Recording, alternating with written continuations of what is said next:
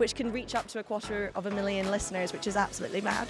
I can feel the great energy from your gorgeous clothes rail right behind you to what you're wearing. Who was sat on a red sofa, can I just say? I didn't even notice. I mean, you've got to see this. This is the subconscious of colour.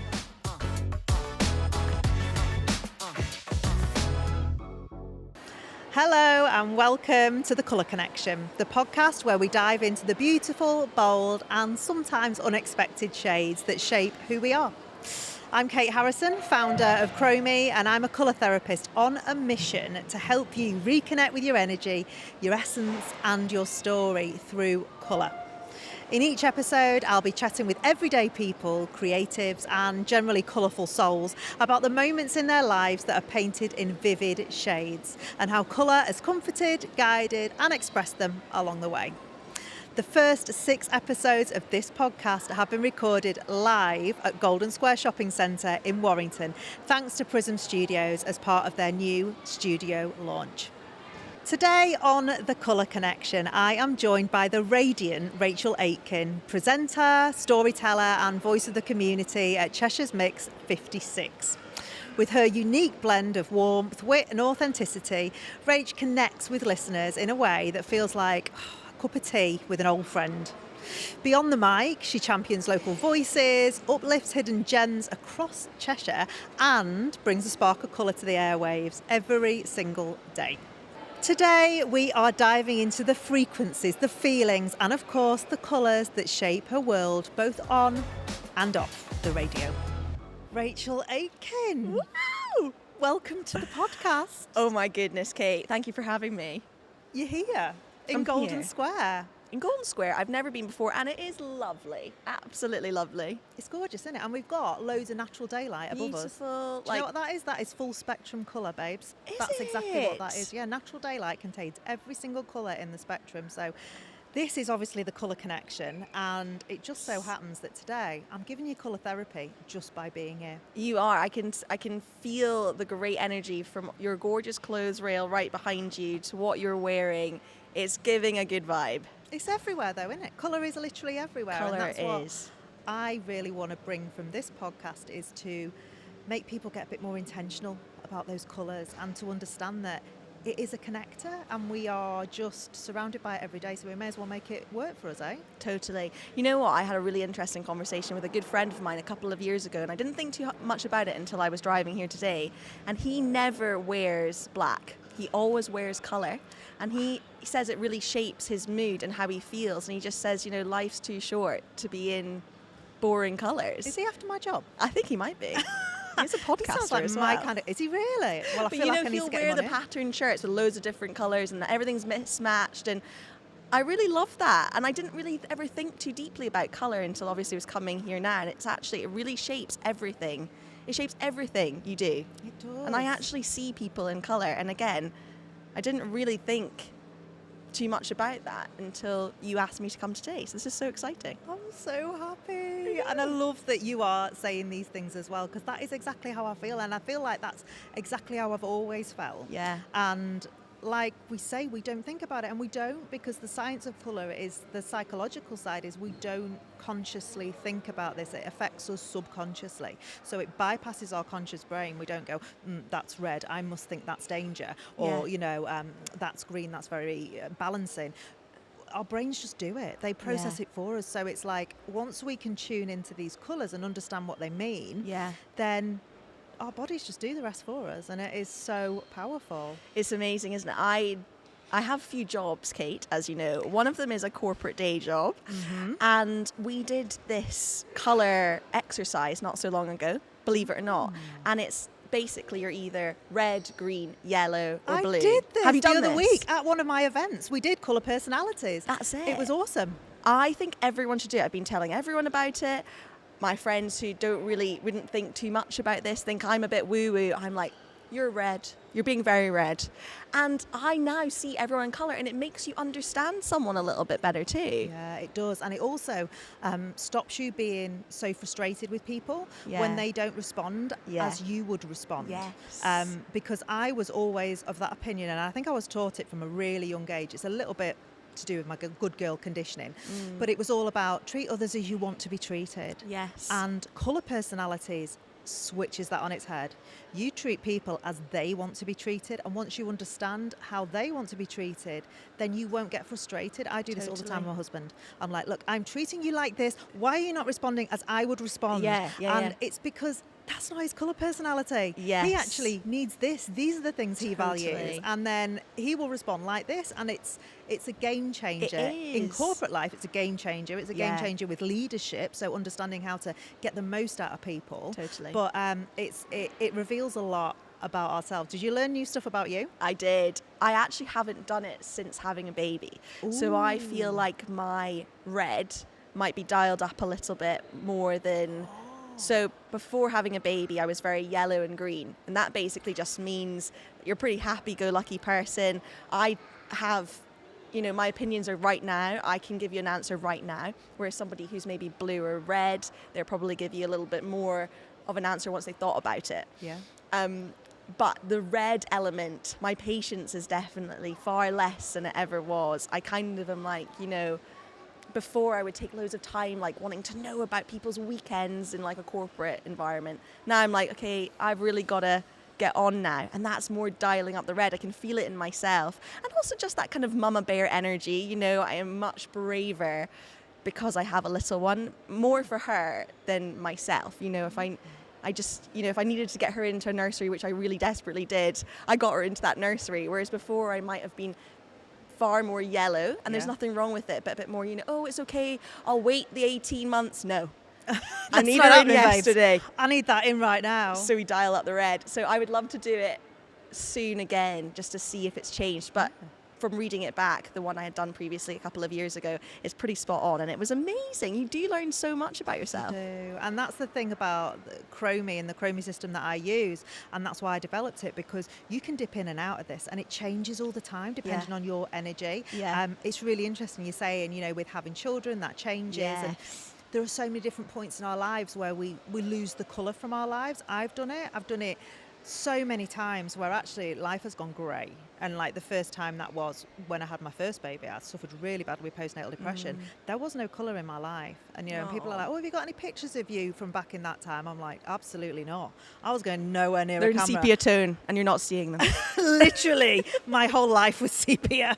That was it. But this is why this is so important, and this is why I wanted to bring this podcast, kind of off the pages of my journals, where I've been journaling it for years and years, and into life, because I feel like when we talk about this, you can talk in colour, and it might just then spark something that can colour in other people's lives as well, and that's what this is all about.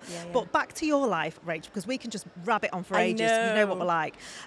So we didn't meet that long ago, did we? But we were kind of instantly attracted, and I am really, like you say, I see people in colour, and I see so many colours when I see you. It is just awesome. But you have pivoted throughout your life, haven't you? Yeah, I'm constantly pivoting. I'm just like a little Healy rolling around. And that's why I was really interested, and that's why I wanted you to come on the pod, because like your colours change, and they have changed. And you just mentioned having a baby, which is just gorgeous. How old is your little one now? Lois. She's going to be 2 in July. I cannot believe it. Where has that 2 years gone? I don't know. And that's amazing, because basically when my first baby was 2, I think I was still like just rolling around in bed, like crying a lot. Different sort of Healy, crying a lot, because I was like, this is unbelievable. Actually, no, I did have another one in just under 2. So I had 2 in 2 years. That was why it was a dark time in my life.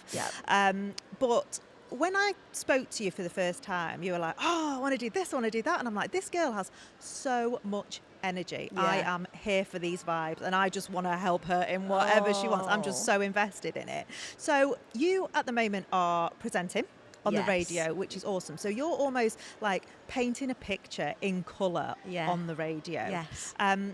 Tell us a little bit about that. How did you get into radio, and how now? How are you seeing that going, and where do you want that to go?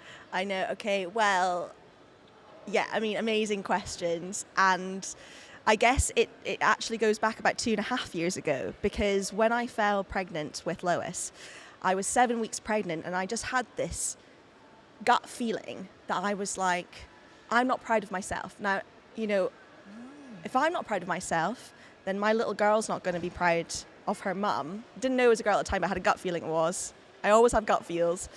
And you really lean into that, I don't you? lean into the gut feeling. If I ever go against the gut, it's trouble. I literally took the pregnancy test and I said to my husband, I always wanted to call her Lois. I said to my husband, Lois is here. And right enough, here she is now, almost 2 years later. Anyways, very long story short, I had this always kind of thing in the back of my head, presenting. I would walk past, Hits Radio in Manchester where I used to live to go to my corporate job. I always just loved radio. I loved presenting. Part of my job that I really enjoy is getting up, connecting with people, presenting, all of that kind of thing. But it just felt like a job that was for someone else. It felt completely glamorous, completely out of reach, and I never thought too much about it. Lockdown happened and we were watching the news a lot, weren't we? And I saw Dan Walker there on the red sofa the whole time, and I was like, I think I could do that. And going back to colour, I'm not very one to sort of say my own attributes out loud, but one thing I hope I can bring to people is light in darkness, which brings your colour. I really do. I feel like a lot of people lean away from hard conversations, and I am so there to lean in, a bit too much to lean in, One of my best friends recently has lost her dad, and I'm there all the time asking the questions, and I know she wants that from me, but my point is, Dan Walker's having these tough conversations, and I thought, I think I could do that. So the brain's kind of chugging away. A couple of years later, pregnant with Lois, 7 weeks in, on my LinkedIn pops up this lady who has her own show on BBC Manchester. However, she's got the exact same career history as me. We overlapped very quickly. I took her job at a PR company that we used to work for, and I literally had a handover with her one day, and that was it. But we were connected on LinkedIn, and I thought, I wonder how she's done it. Anyways, I thought, you know what? I'm just going to message her. And I bet you I'll never get a response, but I'm just going to do it. The bravery kicked in, honestly, as soon as I was pregnant. So that red is dialing up without me knowing it. And the fact that Dan Walker was sat on a red sofa, can I just say? I didn't even notice. I mean, you've got to see this. I sat on it once, Kate, and I was like almost 40 weeks pregnant, and I thought, God, I hope the breaking news is in my waters at this point. I love that. But anyways, I messaged Laura Crompton, to whom I'll definitely send this podcast to, because she's where it started. Thank really. you, Laura Crompton. Thank you, Laura. And I went to make a cup of tea, and by the time I'd come back, she'd messaged me, and she said, listen, I'm a single mum, I can't meet for a drink, which I was delighted about because I didn't want to tell anyone I was pregnant at this point. Even though everyone I knew, my family and friends, knew straight away, because being Scottish, if you haven't had a drink by 10 o'clock, if you're offered, then they know that you're pregnant. So anyway, we had this Zoom a week later. A week after that, I applied to the BBC to go on as contributor, and then we were off. I was on air within the month on BBC Manchester. I did BBC England. Much like you, I was on the Becky Want Late show, which goes across the UK, and I just basically used my maternity leave with Lois to give everything I've got to this. I started my own podcast on my sofa, which is still going, albeit a bit slower, because I do still need to work the corporate job. I do need to come on that, by the way. Which, absolutely, Thanks, of course, absolutely. Guys, if you could set us up. A bit of a whirlwind. It was less than a year ago. I then applied to Mix 56, Cheshire's Mix 56, with the wonderful Paul and Ian, who also then got me a shot, because I loved contributing, but I was starting to get itchy feet, because I thought, oh, it's brilliant being the contributor. And when you're a contributor, you're essentially a panel guest, and it's a bit like Have I Got News For You, what I was doing. So you're talking about weekly current affairs. But I was looking at the presenter thinking, no, but I want to do that. So how do I go and do that? Applied 75 applications later. Whoa. A mutual friend then got us in touch with Paul, and I went quite nervous. I was super prepared, met Paul, who, if anyone meets Paul, he's just a larger-than-life character in height and in spirit. Love that. And he just said, so what do you want to do? And I said, again, going back to that sort of, it just felt so out of reach to be a presenter. I said, well, he was like, do you want to do what I do, presenting, or do you want to be part of the social media team? I went, no, I really want to be a presenter. And again, within the month, they trained me up, and now I have my own Saturday show, which can reach up to 250,000 listeners, which is absolutely mad. Honestly, This story, I absolutely love it. And you spoke the words. You said the thing, didn't you? Yeah. You told someone what you need. I'm emotional even saying it out loud. I don't still talk about it that much. I can see it coming. Don't make me cry, please. Not on the first step, please. No. No, But tears. This is about colouring in your life again, isn't it? Totally. Really? And changing the colours of your life. Yeah.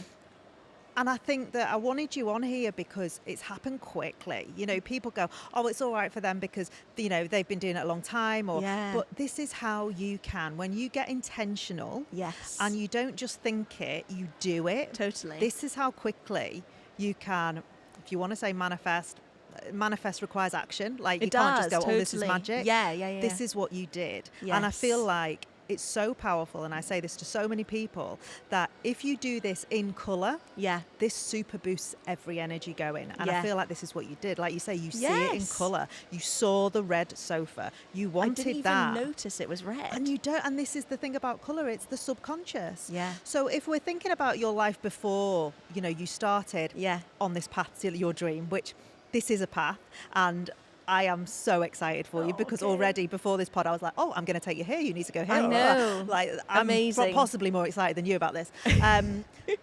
Your life before, if that was a colour, how did that feel? What colour would that be? My life before, I definitely sort of just kind of coasted through my 20s. I fell into a job. I went down to London because all my mates were there. I went to uni because all my mates were there. You know, I am the friend and family member that if you need me, I will be there. I pour a lot of energy and love into other people. So life before was very much that. And I still am that person, you know, if you need me, I will absolutely be there. However, my husband's job brought us to Southport, and in Southport, we don't have any mates. Which sounds sadder than it is. We have made some, but our close friends and family are either in Scotland, in Manchester, where we used to live, and also London. So we're a little bit kind of here, there and everywhere.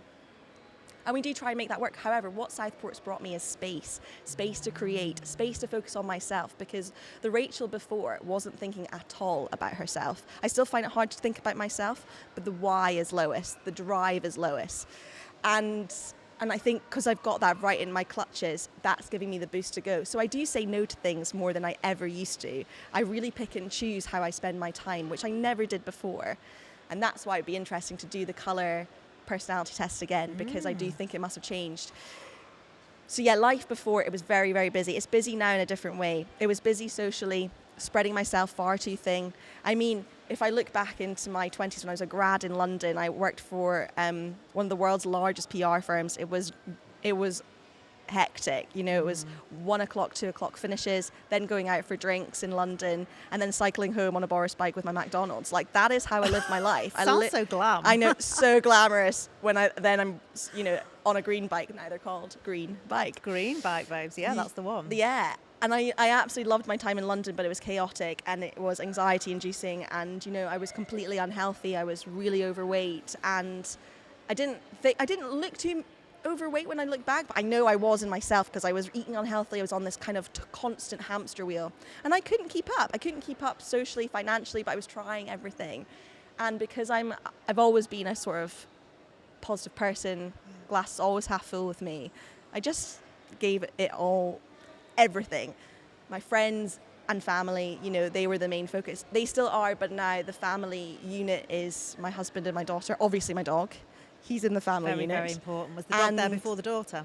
Yeah, the Guinness. He came before Guinness. it. Yeah. Oh my gosh, absolutely kind of. Gorgeous. I mean, he is black, obviously, but, you know, that's linked to the drink, of course. He brings his own colour, though, doesn't he? And I have to say, he really, really does, because when I got Guinness, this was in Manchester, I got Guinness at a time where I was really struggling keeping up with this pace of life, this PR pace of life, the expectations that were on me. I was climbing the ladder very quickly, but I didn't think I was ready for that. But I think sometimes when you have the gift of the gabs, people think you can take it when actually you're really struggling and it's too much. I got Guinness and my life changed again because this dog needed walking. He needed to go out in nature, and I wasn't doing any of that. And honestly, if I think about colour again, I'm literally seeing it in my mind's eye of the speckled leaves, the light coming through, green. Being out in nature with Guinness, it grounds me. And that was the start of the path. I needed purpose that wasn't just living for my friends. I had to focus on myself, and Guinness started that journey for me, definitely. And being in Manchester, life took us to Manchester, media city, And then that obviously took us to the red sofa. So interesting. And you know, green is the magnetic pair to red. I'm just saying, right? So in colour therapy and with Chromie, we look at colour energies. Red is the lowest frequency wavelength. It's very grounding.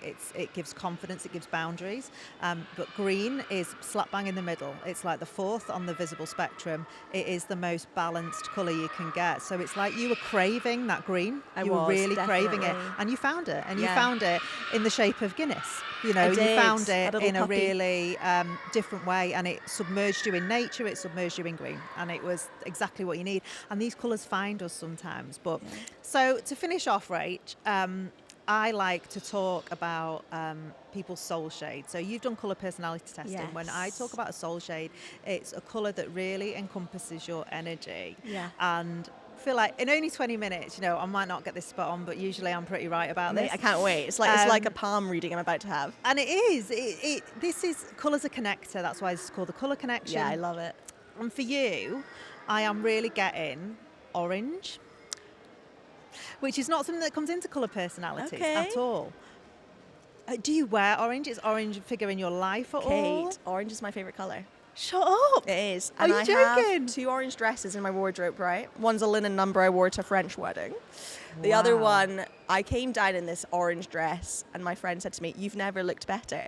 And it's this colour and I love it. Orange has always been, I had Tigger, it was my favourite teddy growing up. Orange is my favourite colour. I actually put my I had one bridesmaid and she was in bright yellow because yellow, I love yellow. But actually if I was to do it again, I'd probably put her in orange because orange is my favourite one. Oh my gosh. So I'm getting orange. And the reason why I'm getting orange is because that is so linked to your gut and to your creativity. It's your sacral chakra. So it's all about creative, connected to you, that gut feeling. And like you said right at the beginning, I think it was, I really trust my gut I know my gut feeling. And that says so much about you. And I can't actually believe it's your favourite colour. Sometimes our soul shades are our favourite colours. Really? Sometimes they're not. Sometimes they're colours that we've forgotten. And we can do that as well. You know, we can forget about these things sometimes. Sometimes we forget about them because of different things that have happened in our past, but they can kind of connect us back to ourselves. Yeah. Now, the magnetic pair to orange, and this is what I want you to take away from today, the colour that I would love for you to bring into your life is blue. Okay, so the magnetic pair to orange is blue. It's the opposite, okay, and it's linked to our throat chakra. And this is where your magic's going to lie now, right? Okay. Because what this is going to do is allow you to speak, allow you to ask for what you want.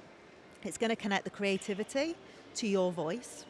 So actually what it's going to do is you've got all this inside, now it's time to bring it out. Yeah. Now it's time to ask those questions like you did before. And when you said we moved to Southport, it's blue, babes.